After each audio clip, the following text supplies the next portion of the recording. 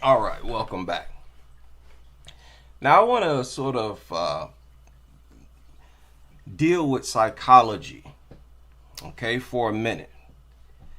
And you have to forgive me, I'm not a psychologist, okay? I'm just primarily working on instinct and, let's say, age or experience. I'm 48 years old. I'm not old, but I've been around for a while. And I want y'all to listen to this real short clip. Title of this video is Kids Can't Value Their Future If They Don't Feel Loved. They can't value their future if they don't feel loved. And I began meeting with some of the teachers before my sixth grade year. So I couldn't read on level. I'd failed the third grade twice because I couldn't read. And these teachers met with me over the summer, and it made all the difference. I knew that they loved me. It didn't start with learning or anything. It was they cared about me. And that's when education began to change. That's when my attitude began to change about teachers, about learning, about, I would say, people, because I was pretty jaded a lot. Okay. I don't know about any of you, but I can relate to that. You know, I remember how I thought. It's kind of vague, but I remember how I felt when I was a child. I remember what being a child feels like. And when you genuinely feel appreciated, loved, you are a different person through and through. What we call success and learning largely has to do with our attitude, our frame of mind, what type the mindset that we're in. You know what I'm saying? And if that's not in order, that's going to work against your education. It's going to affect you in probably all areas of your life, especially your social life, the nature of your interaction with other people, not just your parents, but your friends, okay, and other family members. And this is what I'm referring to when I talk about how important mothers are. The emotional part of growing up. I've always said the mothers govern emotions in human beings. Fathers govern responsibility, building, the creation of the very society we live in. Everything you see around you, created by men, concrete things, visual things, practical things, whereas the mothers govern how we feel about everything. Equally important, just in a totally different way.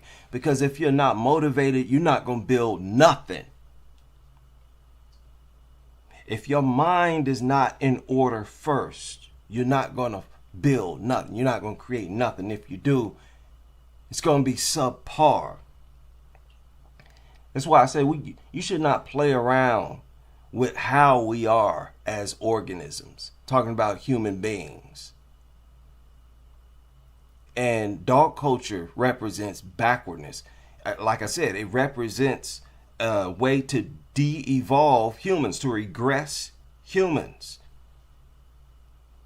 We're doing the opposite of what we're supposed to do, which is evolve.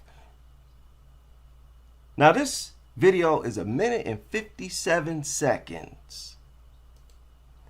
And I'm almost nervous to play it because they're always, attacking my channel. But there's a good message. I'm going to use this video in line with YouTube's policies and give my commentary throughout. What happens to a child who isn't loved properly? The answer one might expect is that they start to hate the person who doesn't give them the love they need. But far from it. The reality is that the child becomes filled with shame, a sense that it's profoundly unworthy, dirty, soiled, sinful, ugly, embarrassing. The child is unable to redirect the blame outwards. It doesn't ask, what's wrong with my parents for not loving me adequately? Dog culture. This is what dog culture does. This is what goes on in every household where these mutants are alongside with youngsters. Right away, there's a competition, and trust and believe the parents always put the dog above the children. If you were to remove the dog in these situations, that would not happen. So the dog's presence alone creates social problems in the children. Without question. This is dangerous. This is a dangerous game that they're playing. Adequately, it simply wonders in a forlorn way, what have I done wrong in order to have ended up on the receiving end of my parents' disapproval? What have I done wrong? Why aren't they as happy to see me as they are to see the dog? Why do they seem to be happier with the dog when they're talking about the dog? Why am I always being yelled at, scolded, whereas the dog is never yelled at, is never spoken to in a mean way? Just me. This is what goes on in the households of dog lovers. Y'all should be ashamed of this. But you've dehumanized yourselves for such a long time, you probably don't feel nothing about what you're listening to right now. Crazy stuff. The child is unable to redirect the blame outwards. It doesn't ask, what's wrong with my parents for not loving me adequately? It simply wonders in a forlorn way, what have I done wrong in order to have ended up on the receiving end of my parents' disapproval? The child prefers to attack itself for being bad. And then this quite often causes the kids to try to overcompensate. They feel like they have to go to do extra and be extra to gain the acceptance and a love from their parents. Now they're competing with the dog. So you might have some kids who then act out, trying extra hard to get attention, all because they see the attention and happiness in their parents redirected to a worthless mutt. And this is totally unnecessary. They're just welcoming a sickness, a mental illness, and really a dysfunction of the social interaction of the whole family just for nothing. We're supposed to hate these things. Prefers to attack itself for being bad than to confront a yet more awful possibility that it's entirely dependent for its well-being on inadequate and unkind parental figures. And can you imagine the moment in these households similar to this, where the child is looking at them happy with the dog? And remember, a lot of these people are overt with it. Y'all remember, was it Sean Lowe, who said he told his kids they'll never be as loved as his dog, and they'll never measure up, and that the dog is more important than them. He's not alone. Remember, you can find hats, shirts right now. Just Google them. Dogs are better than kids and all this type of nonsense. That's a part of dog culture. 100%. Remember, it's a part of the rhetoric that comes from these trainers. This idea that when a dog attacks a child, that the child always did something to provoke it. And unkind parental figures. Wait. The child prefers to attack itself for being bad than to confront a yet more awful possibility that it's entirely dependent for its well-being on inadequate and unkind parental figures. The child searches for explanations for the lack of love it has to endure and comes up with all the wrong answers. It concludes, I've not been impressive enough, and therefore it undertakes enormous efforts to prove to itself and outsiders that it does, nevertheless, deserve to exist. At school, this kind of child might try 7 times as hard as any other to show that it's clever and good. Yeah, and oftentimes that does not happen. I want to rewind this a little bit. Listen again. It concludes, I've not been impressive enough, and therefore would I've not been impressive enough. You know that this is prevalent throughout these dog lovers' homes.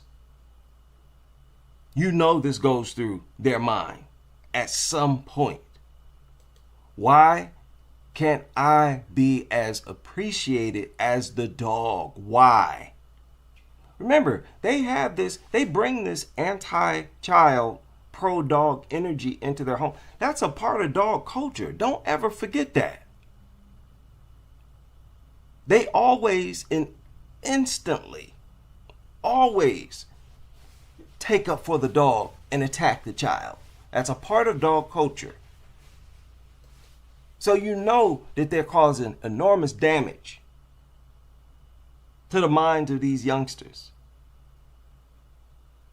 And that's just flat out wrong. It concludes, I've not been impressive enough, and therefore it undertakes enormous efforts to prove to itself and outsiders that it does, nevertheless, deserve to exist. At school, this kind of child might try 7 times as hard as any other to show that it's clever and good. Or else a child may go down an antisocial route and graffiti the nearby underpass as a desperate way of giving outward form to a feeling of badness it's taught. Instead, they simply become antisocial, anti-human, have no consideration for people.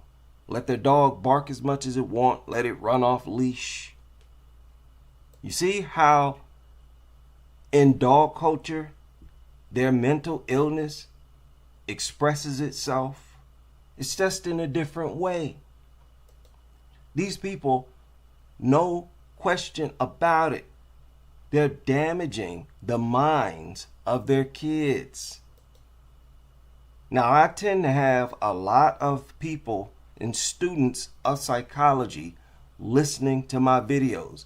Please feel free to chime in about anything that I said correctly or incorrectly. Okay, I want to have accurate information on this video. But like I said, I'm not a psychologist. But this is what I believe. And graffiti the nearby underpass as a desperate way of giving outward form to a feeling of badness it's tortured by inside. There is, so sadly, no way out from the burden of shame, available either by trying to be extremely good or extremely bad. The only solution is to work against the grain of forgetting in order to perceive, for the first time, an awful possibility that one could never perceive as a child. Listen, one of the things I never understood about dog lovers, when you do something good, it feels good. Have y'all noticed that? When you do something good for other people and they genuinely appreciate it, it feels good. It actually releases feel-good chemicals in your brain. Endorphins, just look it up. So why wouldn't that also apply to protecting your child? Wouldn't that apply to protecting your child as well? In other words, what I'm trying to say is there's already a natural high built into rejecting dogs, especially when you have kids in the home. That lady who just got her newborn attacked, I'll use her as an example. There would have been a natural high that she would have felt had she said, before we go home and bring the newborn into the home, get rid of that dog. I don't care how long we've had it, get rid of it. To know that your newborn is not going to be a statistic, not going to end up on the news, getting mauled, that's going to make you feel, it's literally going to give you a buzz. Why don't more people chase that? They have put the high into endangering their, think about that. Through the dodo and social conditioning, they feel like it's an accomplishment and an act of high morals to bring a newborn home to a dog and offer the newborn to the dog and endanger their youngster. And this is the case for all of their young, no matter how old they are. How backwards is that? So what type of feeling do these people get? They get a high off the social acceptance, the pats on the back from fellow dog nutters. But sadly, I believe it's worse than that.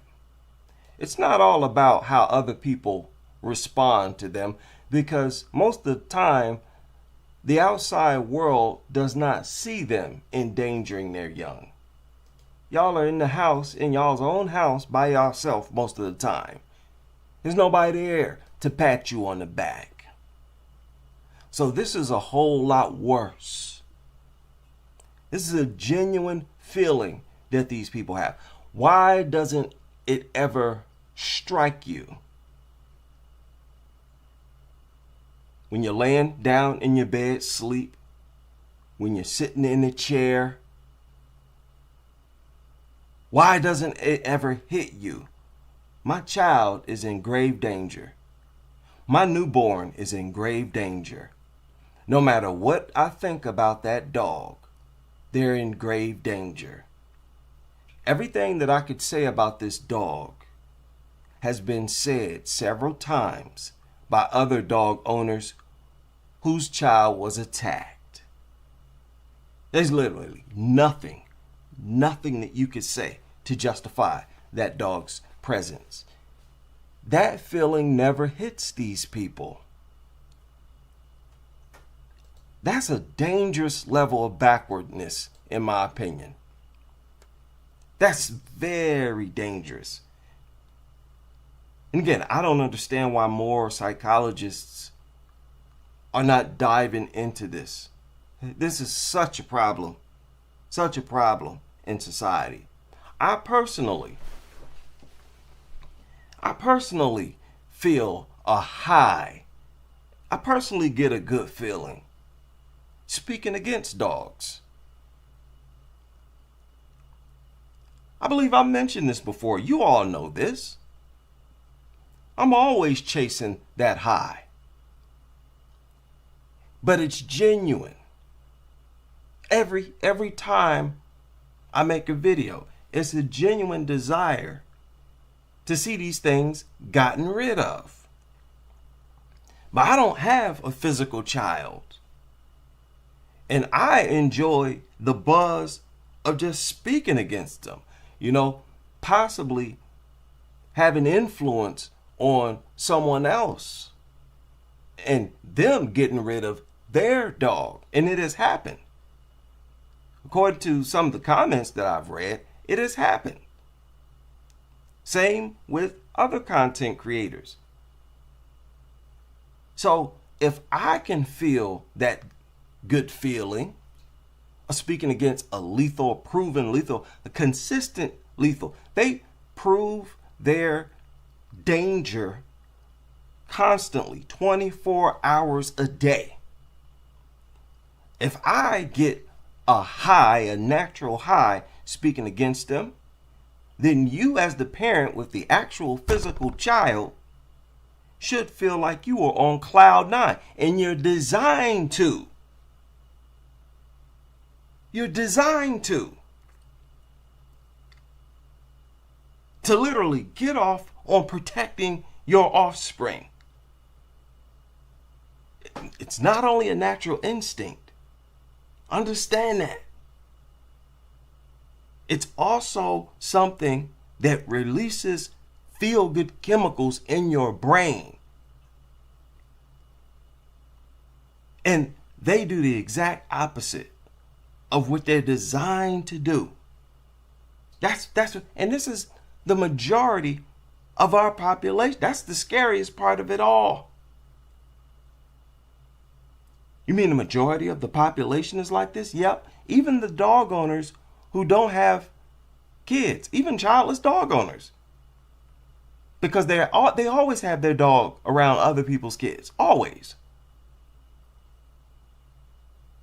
So, it's a shame. It's a shame that I don't hear from dog defenders any real attempt, any sound arguments. The only thing that they can say is, my personal dog has never attacked me or anyone else. They always have just an anecdotal, oh, it's just me, I've never personally seen it. That makes them look bad as well. Because there's several people who said the same thing. Oh, I've never seen it be aggressive. Oh, I never would have thought. These people they don't act based on available information. That's the craziest thing about it. You know that we're not evolving if we're not at least doing that. And again, it's the majority of the population. Y'all do not move and shake based on not only available information, but common sense. There's not one of them that's unaware that these things are lethal and launch attacks really 24/7. And it's a shame. It's a shame to watch humans regress right before your eyes and promote and endorse, like an expedited deterioration of humanity. Because dog attacks skyrocketed. They're higher than ever before. And along with that came the promotion of them. They promote them more today than they ever have. The more they attack, the worse it gets, the more they promote these things. So it's like a constant, strengthening of their degeneracy. Constant. It's like, just like in companies, they have the constant improvement. This is a constant regression. As soon as they get over one hurdle, okay, what can we do? Not to make it safer, but to make it more dangerous. Bigger pit bulls. Let's promote dog owners who have multiple pit bulls instead of just one. We have some more fatalities, more mutilations. Oh, let's invest in YouTube channels and videos that'll further encourage them to sacrifice their safety. Oh, we got some more fatalities and mutilations.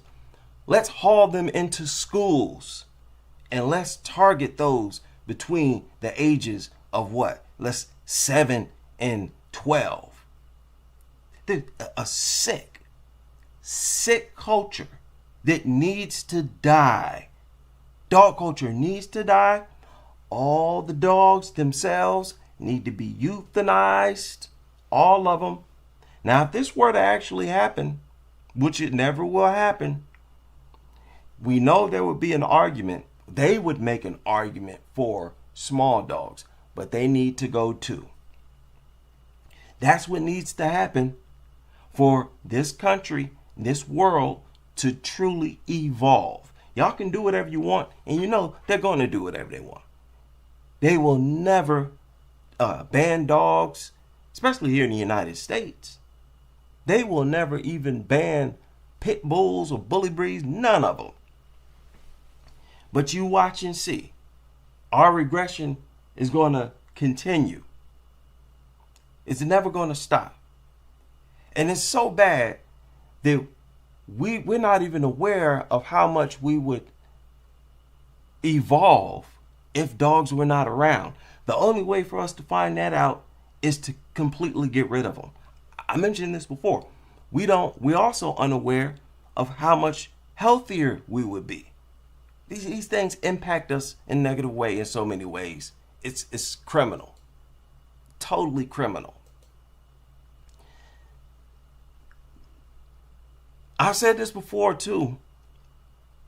This is so serious that the president needs to speak on this. 100%, 1,000. And we all know it. Of course, we all know it. The president needs to weigh in on this. I wouldn't be surprised if aliens were aware of dog culture. It's probably what's gotten their attention. Haven't they been talking about a UFO visit? They say this like every 5-10 years, don't they? That some aliens are on their way to the Earth, to planet Earth. Let me tell y'all something. If that ever happens, I don't think they're going to be friendly. I don't think it will happen. If there are, and I believe there are, advanced life on other planets, they're looking down on us. They're looking down on us. And I'm pointing this out because I found another upload of one of my favorite documentaries. Probably my favorite documentary, UFO documentary. If there is more advanced life, they're looking down on us. The very fact that they will be able to come here, travel here, shows they're more advanced than us. Why doesn't even the knowledge that we are able to evolve to this level, why doesn't that serve as fuel to get rid of dogs? That's the sad part. It does not. It does not. And we will never evolve to this level until dog culture is gotten rid of completely. There is no way around that. How many of y'all seen this documentary? It's a classic documentary. I'm deep into UFOs and because I know that there's other life out there. And you know, it's frustrating to me that people don't take life more serious. Presence of dogs, keeping them as pets, it's really a way to disrespect life itself and your whole experience. You know, your whole life experience. Have something there that's constantly a threat of taking your life. You know, you co-signing the presence of these things is a constant insult to life itself, showing that you really don't appreciate life at all, which again is subhuman. Part of being a human is being aware of the value of life. Dogs instantly negate that. Shout out to, I'm streaming late because I'm off work. I work so much Monday through Friday, you know, I can't help myself. 12 hours a day, no matter what. Every now and then I get a 10-hour shift. For the most part, Monday through Friday, 12 hours. And it's like I don't have a life, almost. It's almost like I don't have a life outside of work. I'll still sneak in a stream, usually in the morning. But for the most part, I'm beat. Physically and mentally, just beat. Oh, man.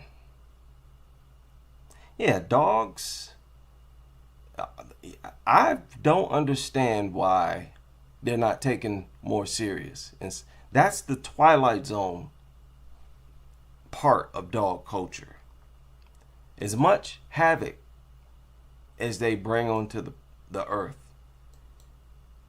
when people talk about them, they always talk about them as if they're harmless. cute little bunny rabbits. Oh, come get your fur baby. That makes it like the Twilight Zone. They don't take, no matter how many funerals, no matter how many Jacqueline Durans looking you in the face, it's always this, oh, the little pupper.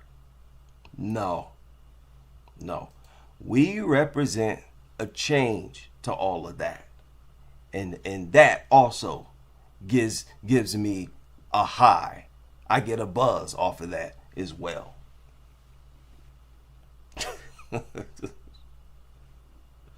Right. You know,